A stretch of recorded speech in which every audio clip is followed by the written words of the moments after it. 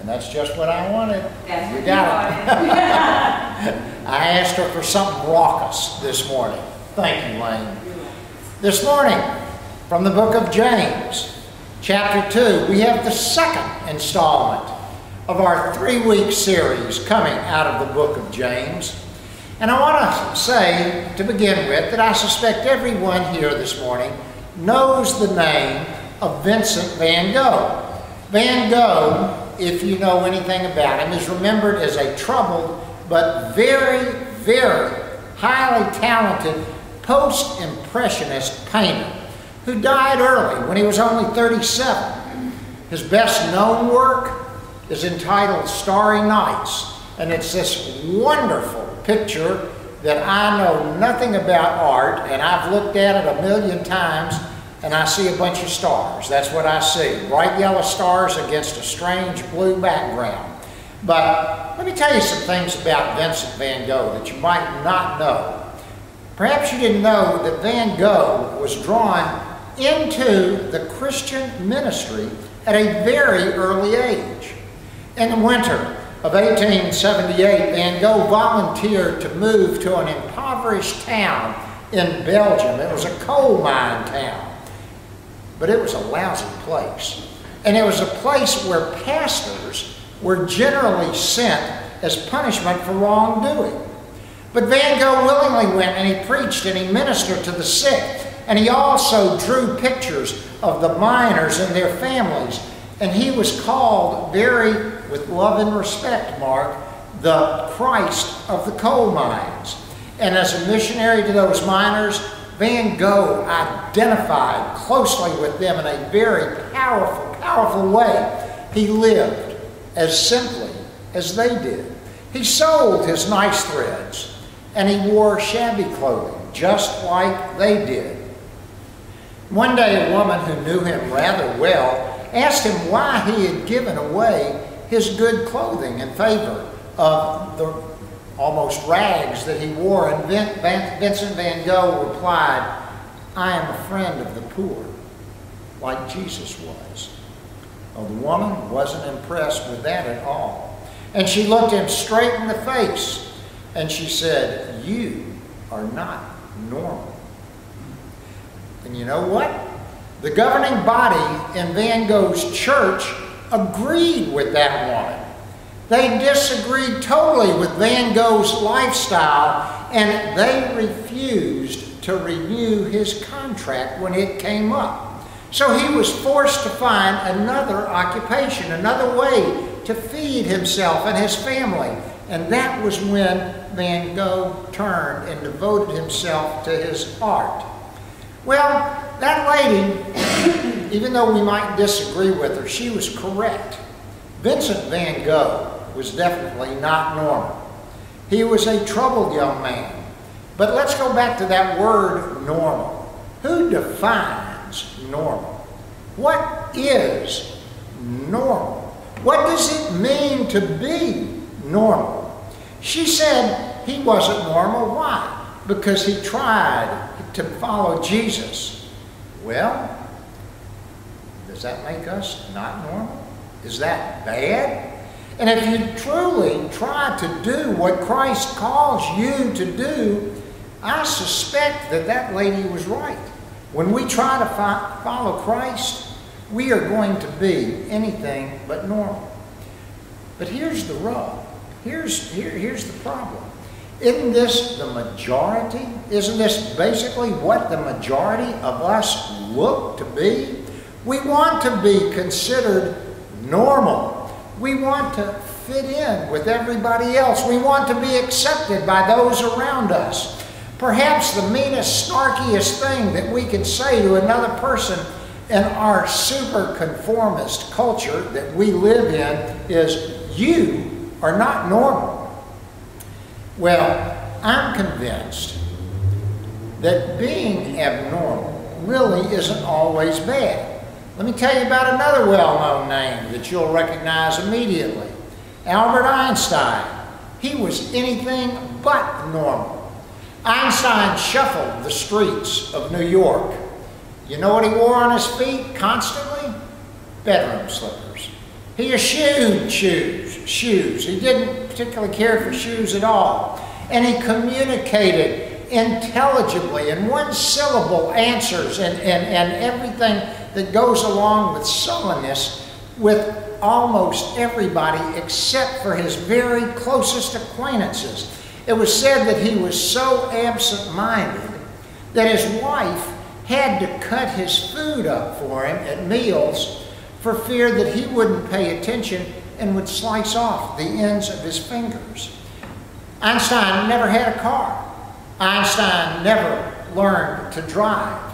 And yet he was one of the most celebrated scientists that we know of. Is it bad to be abnormal? Warren Buffett. There's a name that brings us into the 21st century. Somebody we see on the daily news or in the paper. In 1908, a gentleman named Dan Miller wrote a book about Warren Buffett. And the title of that is No More Dreaded Mondays. Listen to what this gentleman, Mr. Miller, says about Warren Buffett. He runs his $136 billion company, Berkshire Hathaway, from a small office in Omaha. Notably absent from that office is any computer. He shuns meetings. And the other day, and this is coming from his book in 1908, he spent almost an entire Wednesday rewriting the words to Love Me Tender so that he could present those words to a friend at a birthday party. You know, he was weird. Berkshire has no public relations department. It has no HR department and a very little department for legal things. Its headquarters, a company this huge in 2008, had only 17 employees. And Buffett, on occasion, will carry a cell phone with him, but when he's in his own city, he leaves it wherever it is he leaves it, at home. He does not have it. But as Miller says, the strangest thing, the most abnormal thing about Warren Buffett is if you look at his desk. Now this is the desk of a multi-billionaire. There is not a calculator on that desk. He prefers to do his own calculating in his head. Now I ask you, is Warren Buffett normal? Is that normal for a business person today? No computer, no calculator, and oh my goodness, no cell phone? No, we would not consider Buffett normal. Mother Teresa, was she normal? And that'd be easier for all of us to answer. I think most of us would agree that no normal person would make the sacrifices that this little nun made. So I ask you now, thinking about these people, is it bad to be abnormal? Well, the answer to that is no, not if you're willing to pay the price. And so, would you agree with me that it's all right to be abnormal if in doing so, perhaps you change the world? Or let's make it even easier.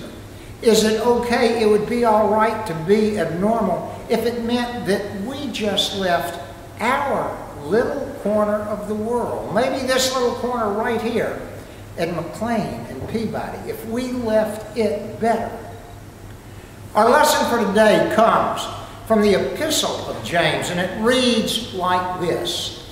My brothers and sisters, believers in our glorious Lord Jesus Christ must not show favoritism. Suppose a man comes into your meeting wearing a gold ring and fine clothes, and another man in filthy old clothes also comes in.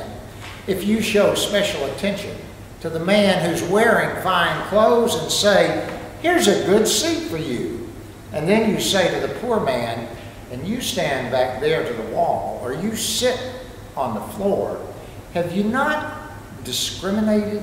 Have you not become judges with evil thoughts? Listen, my dear brothers and sisters, James goes on. Has not God chosen those who are poor in the eyes of the world to be rich in faith and to inherit the kingdom he promised those who love him. So, wouldn't you agree that James is describing our society today? It's quite normal behavior, what he just talked about. And unfortunately, sometimes it happens in the church. Those that have are treated so much differently from those who don't have. The top 1% are catered to, they're bowed and scraped to.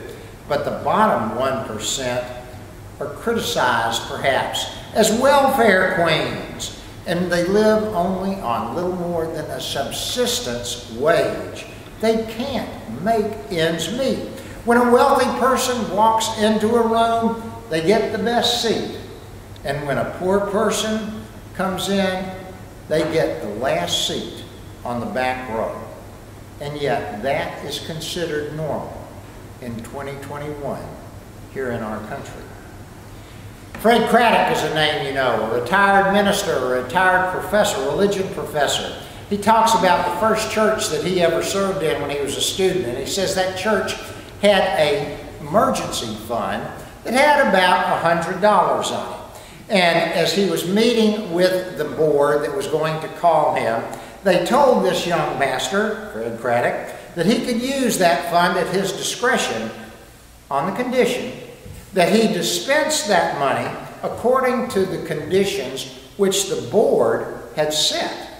Well, naturally, Fred Craddock asked the question, what are those conditions?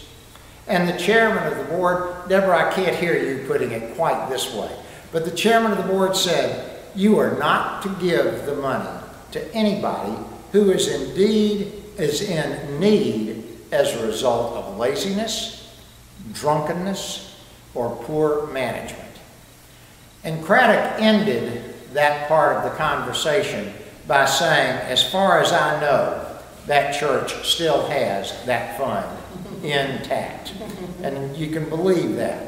So what James is saying to us right here in our pew today is that following Jesus calls us to have an abnormal attitude toward people. We're to see folks as Jesus sees them, as if they are loved. Jesus sees them because they are worthy. Jesus sees them, and this is absolutely vital, that they are important in and to the kingdom of God. I end my message this morning with a story that I find intriguing. It's about a lady named Violet. And it goes back to 1932, in the middle of the Depression. In the middle of the Depression, Violet married a union organizer, and within a few years, she and her husband had 4 sons. And when she was pregnant a 5th time, gangsters moved into their city to take over the union. And her husband, fearing those gangsters and fearing for his family, left his family, feeling like they were safer without him. Violet and her family and her 4 sons moved into a tiny apartment, and a few months later, she was the mother of a daughter. So to feed her family, she worked days as a factory worker, and at nights she worked in a drugstore. She would work in the daytime. She would have bouillon and crackers for lunch.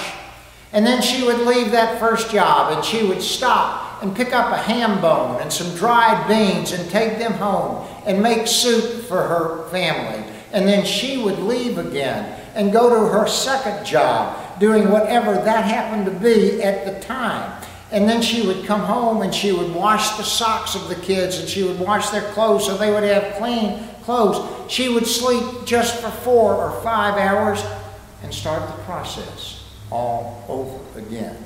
On days off, she waited tables. During the holidays, she worked at a department store. Over the years, she had a number of different jobs, doing all sorts of things.